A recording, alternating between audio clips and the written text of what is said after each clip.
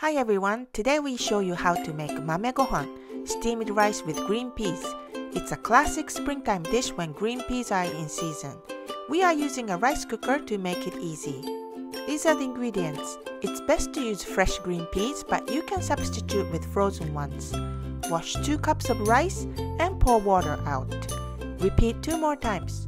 Place the rice in a rice cooker pot and add water to the line for 2 cup rice. Add 1 teaspoon salt and kombu dried kelp and stir. Let it soak for 30 minutes and cook rice in a regular white rice mode on a rice cooker. While cooking rice, boil raw green peas with 2 pinches of salt in a pot for a minute or 2 and strain water. When rice is done, discard kombu, add cooked peas to the rice, and mix. This simple rice dish is full of umami flavor from kombu and green peas. Try this if you can find fresh green peas in season. 美味しい。美味しいね。